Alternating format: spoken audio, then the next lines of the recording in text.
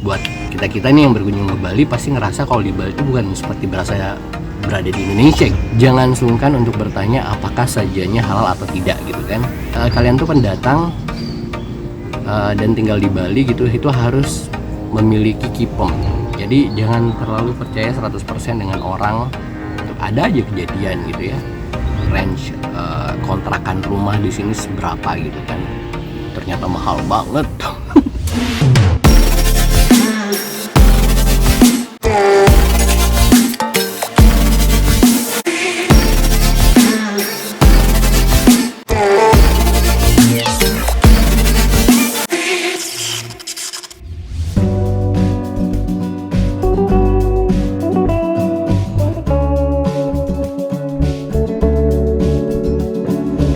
Hai teman cerita, welcome to my vlog Reno Raditya. Seperti di awal tadi, saya akan banyak bercerita tentang Bali gitu ya. Pengalaman saya tinggal di Bali dan apa enak gak enaknya, apa plus minusnya, terus apa kekurangan dan kelebihan ketika akhirnya menetap di Bali gitu. Jadi mungkin di awal saya flashback dulu tentang kenapa saya akhirnya memilih untuk tinggal di Bali. Jadi sebenarnya gini, di tahun 2015 ke 2016 itu memang saya beberapa kali sih bisa dibilang rutin berangkat ke Bali gitu ya, berkunjung ke Bali, entah itu karena pekerjaan, entah itu karena liburan juga, dan beberapa kali juga sih sempat yang nonton konser. Buat kita nih yang berkunjung ke Bali pasti ngerasa kalau di Bali itu bukan seperti berasa berada di Indonesia gitu, karena ya banyak orang di sini, bukan cuma dari wisatawan lokal aja, tapi juga wisatawan mancanegara yang dari Eropa, Amerika, dari Australia, dari China, dari Korea dan segala macam, yang kemudian kita juga berinteraksi dengan mereka dan kita berasa bahwa selain tidak merasa seperti berada di Indonesia, kita juga bisa mengasah kemampuan bahasa asing kita juga gitu ya. Itu menjadi poin plus juga ketika saya akan memilih tinggal di Bali. Jadi singkat cerita, akhir 2016 saya mulai mempersiapkan, awal 2017 kemudian saya tinggal di Bali. Pada saat itu tempat pertama saya tinggal waktu itu saya ngontraknya di daerah Kuta, tepatnya di Jalan Mataram. Jadi Jalan Mataram itu center of Kuta gitu kan, dekat dari mana-mana, dekat dari Pantai Kuta, dekat dari Seminyak, dekat dari bandara, mau ke Denpasar juga dekat gitu kan. Karena saya juga pada saat ke Bali juga udah berencanakan untuk menjalankan satu usaha bisnis gitu kan. Ya mulai dari situ, di 2017 itu kemudian saya memilih untuk menjalankan bisnis rental kendaraan di sini, entah mobil dan motor gitu. Karena memang kalau saya perhatikan perputaran uang yang paling cepat kalau di bisnis sendiri gitu ya, selain berdagang, adalah rental itu tadi, cuma dengan segala macam resikonya gitu. Memang ya namanya bisnis pasti ada resikonya kan. Terus kalau misalnya ditanya apa enak gak enaknya, apa kekurangan dan kelebihannya, terus apa plus minusnya tinggal di Bali, ya sebenarnya gini, kalau menurut saya ya, tinggal di satu daerah yang baru, otomatis kan kita perlu penyesuaian, perlu adaptasi, perlu interaksi dengan orang-orang sekitar juga, mau itu penduduk lokal atau sesama perantau gitu kan, atau orang asing gitu, atau warga negara asing sekalipun gitu kan, untuk bisa mengerti bagaimana adat istiadat, kebudayaan, terus kebiasaan dan segala macam dari tempat baru yang kita tempatin itu. Jadi kita ibaratnya shock culture itu pasti akan ada, cuman itu bisa kita minimalisir dengan hal-hal yang seperti itu. Seperti ya waktu di Bali lah ya, banyak hal yang membuat saya suka stay di Bali. Itu salah satunya yang saya omongin tadi. Jadi kita bisa mengasah kemampuan untuk belajar bahasa asing yang pasti. Yang kedua, di sini daerahnya nggak macet, nggak kayak kota-kota metropolis kebanyakan gitu, seperti Jakarta, Surabaya, Bandung, Makassar gitu ya. Kalau Makassar juga udah mulai padat. Jadi saya mencari satu daerah yang gua tuh bisa sekalian refreshing tinggal di situ, dan juga bisa menikmati healing lah sebenarnya. Jadi intinya adalah yang saya suka di Bali itu adalah nggak macet. Kedua, apalagi ya, kuliner jangan ditanya lah ya, karena kalau untuk kuliner sendiri dari kuliner lokal gitu dari Sabang sampai Merauke ada di sini. Makassar pun, soto Makassar pun ada gitu. Terus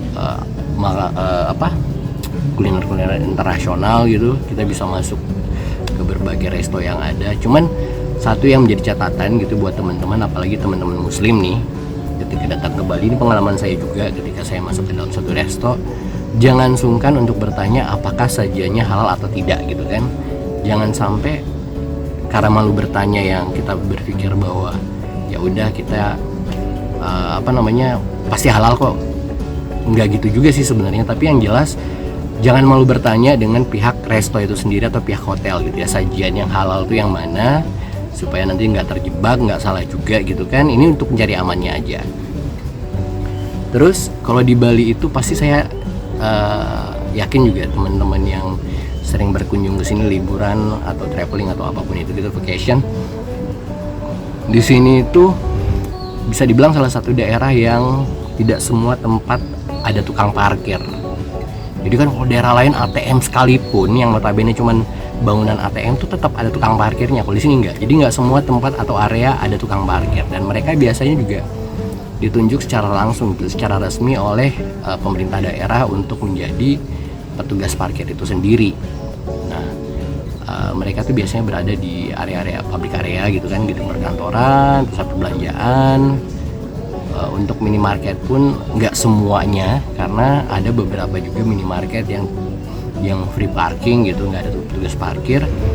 Dan mereka juga bekerjanya itu bukan yang kayak goib, yang ketika kita mendorong motor keluar dari area parkir menuju jalan raya mereka baru muncul minta duit gitu kan, nggak. Jadi ketika kita masuk kita dibantu, jadi kita pengendara juga dibantu oleh petugas parkir ini sendiri. Ketika kita keluar dari tempat parkir pun kita dibantu sampai ke jalan raya. Dan yang paling seru lagi gitu ya, dari petugas parkir ini sendiri, mereka masih mau menerima uang 1.000 perak. Wow. Terus kalau liburan jangan ditanya kalau di Bali mah ya. Jadi kita tinggal tuh di sini sebenarnya orang-orang bilang holiday, everyday is holiday gitu. Keluar rumah udah berasa liburan. Ibaratnya belok dikit aja ketemu pantai kalau saya mah ya. Ini buat yang tinggal di daerah-daerah pariwisata seperti Uluwatu, Jimbaran gitu ya, Kute, Canggu, Seminyak gitu kan. Nggak butuh effort untuk bisa menemukan tempat-tempat pariwisata, apalagi pantai. Di mana-mana pantai. Dan nggak semua juga pantai di sini berbayar gitu ketika kalian masuk. Ada kok juga yang pantai yang bisa dimasuki oleh siapa aja, kita tinggal bayar uang parkir. Ada juga memang pantai yang di-create oleh pengelola, baik itu dari pemerintah sendiri sebagai tempat pariwisata. Jadi ada pungutan, ada tiket masuk lah ke dalamnya. Kalau itu wajar-wajar aja. Jadi kita bisa memilih mau yang tempatnya bagus, bisa mau ke tempatnya yang biasa aja, yang notabene cuma bisa datang ke pantai dan gak harus bayar apa-apa, bisa juga. Terus staycation, baru di Bali saya tuh puas mau nginep di mana aja, hotel di mana aja yang ada di Bali dengan harga yang sesuai kantong lah kalau menurut saya. Apalagi hotel-hotel bintang 5 dan villa gitu ya. Kalau di daerah lain mungkin kita butuh budget khusus gitu, harus menyediakan budget khusus. Tapi kalau di sini jujur ya, seperti hotel yang saya tempati sekarang ini nih, ini namanya Grand Tulip Jineng yang ada di Sunset Road daerah Kute. Di sini kalau nggak salah per malamnya itu sekitar 300 ribuan. Dan ini aja untuk weekend ini aja sendiri untuk 2 malam itu ada paket kalau nggak salah 700.000 net. Jadi kan mau staycation, mau liburan di daerah Bali juga bisa, atau yang mau keluar Bali tapi nggak harus keluar biaya lebih juga, bisa nyebrang ke Gili Trawangan pakai kapal cepat, atau ke Nusa Penida, atau nyebrang lewat feri ke Banyuwangi gitu, ke Jawa Timur. Terus yang gue suka di Bali juga adalah penduduknya, utamanya untuk penduduk lokal gitu ya, orang Bali sendiri itu orangnya ramah-ramah gitu kan. Dan selama ini kan gue sudah ya kurang lebih 6 tahun gitu. Jadi 5 tahun pertama gue tinggal di daerah Kute karena memang bisnis saya di situ gitu, usaha saya di situ. kemudian saya pindah ke Jimbaran itu ya pertama dengan tetangga itu ramah, utamanya penduduk lokal ya di sini. Orang-orang Bali sendiri itu orangnya ramah-ramah, kemudian juga nggak terlalu kepo dengan urusan orang lain. Yang ketiga, selama kita tidak membuat keributan, membuat onar, semuanya akan adem ayem gitu. Jadi ya memang nggak cuma di Bali sih kalau saya pikir ya, kalau di semua tempat ketika kita berada di tempat baru, di lingkungan baru ya otomatis kita harus mengikuti peraturan tidak tertulis yang ada di sana. Utamanya ya itu jangan membuat onar, jangan membuat keributan, terus jangan menimbulkan suara-suara bising yang bisa mengganggu penduduk sekitar. Dan yang paling saya suka di sini ya, kalau di kompleks tempat tinggal saya yang sekarang itu di daerah Jimbaran dekat GWK. Jadi kita sebagai warga itu diharuskan untuk memarkir kendaraan, utamanya mobil, di dalam garasi supaya tidak mengganggu jalan komplek ketika ada penduduk lain atau penghuni lain di komplek itu yang akan lalu lalang gitu. Jadi untuk orang-orang yang punya mobil tidak diperkenankan untuk parkir mobilnya di badan jalan, apalagi di jalan komplek. Jadi memang ya tertib lah, dan sesama penghuni komplek juga saling menghargai, saling toleransinya begitu besar di Bali gitu kan. Dan yang pasti saya sih selama tinggal di Bali kurang lebih 6 tahun tuh merasa aman. Huniannya juga sangat layak buat tinggal, apalagi ramah anak banget gitu kan. Jadi kita nggak perlu was-was ya, apalagi di sini udaranya bersih banget gitu, nggak ada ya polusi ada mungkin, tapi nggak seperti di kota-kota besar lainnya.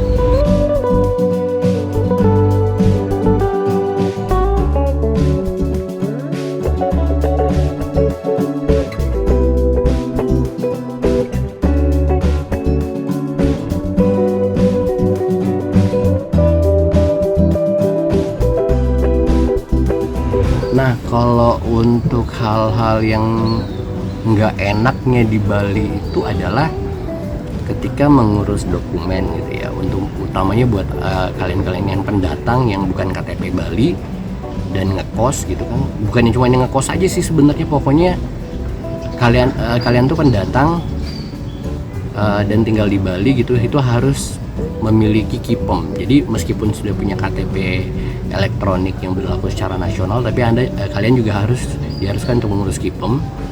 Jadi ini kartu penduduk sementara selama kalian tinggal di Bali. Jadi kalau nggak salah iurannya ya, kalau dulu waktu saya belum ganti KK itu sekitar 70.000 kalau nggak salah itu. Kemudian kalau misalnya yang tinggal di daerah pemukiman komplek itu ada beberapa iuran juga, selain uang keamanan, uang sampah, ada juga iuran banjar yang pasti.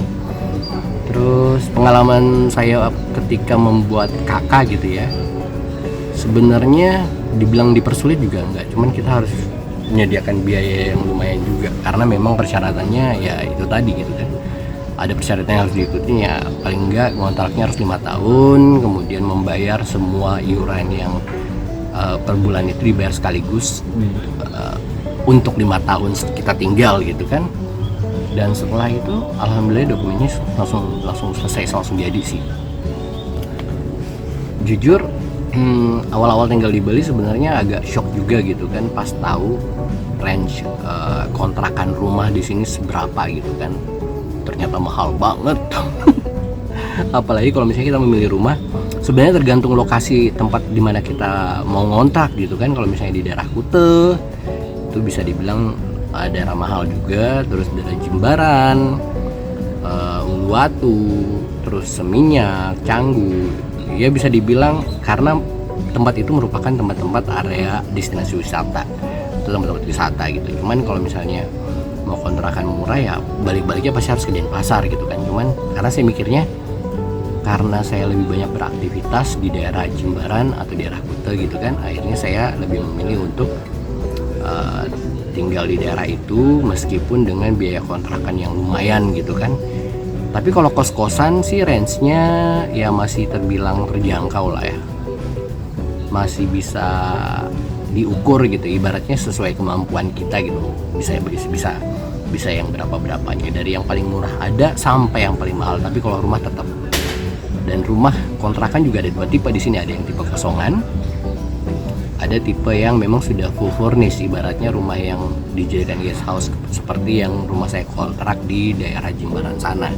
Itu sudah dengan perabot dan segala macam, jadi saya tinggal masuk, tapi konsekuensinya adalah harus bayar mahal karena memang kita tahu Bali sendiri merupakan salah satu ke daerah kepulauan yang pulaunya juga nggak terlalu luas, jadi ya mungkin itu yang membuat akhirnya harga jual properti atau tanah juga di sini lumayan mahal. Berikutnya soal pertemanan gitu. Jadi jangan terlalu percaya 100% dengan orang meskipun kita udah deket gitu, udah kayak saudara, apalagi sama perantau gitu. Ada aja kejadian gitu ya. Karena teman-teman saya akhirnya gini, banyak gitu yang sebelum pandemi mereka tuh ibaratnya circle pergaulannya tuh luas. Pokoknya yang gimana-gimana gitu ya. Pada akhirnya akan kesaring sendiri pada saat pandemi. Kita tahu siapa yang bisa menjadi teman, siapa yang bakal nolongin kita gitu kan. Pelan-pelan mereka menjauh. Itu juga sempat saya alamin sih. Jadi apa ya, kadang-kadang baik di depan kita tapi di belakang juga saling menjatuhkan gitu untuk bisa mendapatkan sesuatu yang diinginkan. Jadi ibaratnya demi obsesi gua gitu, gue bisa aja mengorbankan orang lain. Itu hal yang menurut gue sangat-sangat inilah ya, sangat-sangat sadis gitu menurut gue. Yang gak enaknya juga kalau tinggal di Bali sebagai muslim gitu kan, atmosfer ketika di bulan Ramadan itu tidak seperti kita berada di kota-kota lain, karena memang tempat ibadah sendiri gitu seperti masjid kan, sebenarnya dekat rumah saya itu ada beberapa, cuman tidak menggunakan pengeras suara seperti di kota lain gitu. Jadi ibaratnya untuk menantikan buka puasa pun ya paling nggak lewat TV gitu, atau lewat radio, atau lewat lihat jadwal buka puasa jamnya. Terus nuansa Ramadannya pun nggak seperti di tempat-tempat lain sih kalau menurut saya ya. Jadi kalau tiap bulan Ramadan tuh pasti ada aja rasa kangen yang begitu besar gitu, apalagi waktu masa pandemi kan nggak bisa pulang nih, nggak bisa mudik, otomatis ya betul-betul kerasa sendiri gitu di Bali.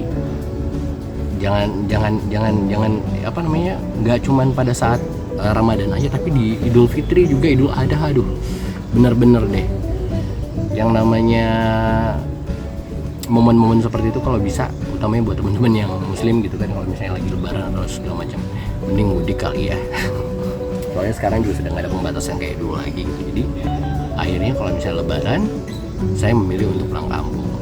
Satu lagi nggak enaknya di Bali itu adalah, meskipun Bali termasuk salah satu daerah yang ramah anak gitu kan, banyak space di sini bisa menjadi tempat bermain anak, tapi untuk sekolahan gitu kan, kalau saya sendiri sih lumayan agak sulit gitu, karena apalagi kalau misalnya kita tinggal di daerah-daerah pariwisata. Kebanyakan sekolah itu di daerah Denpasar karena memang ibu kota provinsi Bali sendiri Denpasar. Terus ada sebagian daerah Jimbaran.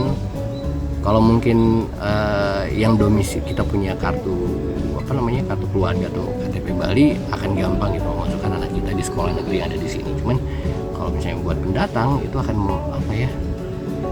sulit, agak sulit untuk memilih sekolah, apalagi jangkauannya itu yang dekat dari rumah. Jadi sebaiknya kalau memang punya anak kecil sekolah, terus usahanya di daerah masih daerah seputaran Kutus Minyak, mungkin tinggal di Denpasar oke lah. Tapi kalau udah di Jimbaran ya sebaiknya di Jimbaran, cuman sekolahnya juga agak terbatas kalau di sana. Tinggal kita milih aja yang sesuai dengan kemampuan kita untuk biaya sekolahnya gitu. Oke teman cerita, tadi sharing saya tentang pengalaman saya tinggal di Bali kurang lebih 6 tahun. Apa enak dan gak enaknya, apa plus minusnya, apa kekurangan dan kelebihannya tinggal di Bali gitu kan. Yang jelas enjoy banget tinggal di Bali selama kurang lebih 6 tahun ini. Dan banyak pengalaman juga, yang pasti berinteraksi dengan banyak orang, baik orang lokal maupun orang asing juga. Dan seru sih. Jadi kayak everyday is holiday, kembali lagi itu gitu kan. Yang jelas buat kalian semua, jangan lupa untuk tetap tonton vlog saya Reno Raditya. Jangan lupa subscribe, like, comment, dan share. Dan bisa kirim masukannya juga, kira-kira apa sih yang pengen kalian tahu tentang Bali. Nanti langsung tulis di kolom komentar ya. Bye-bye.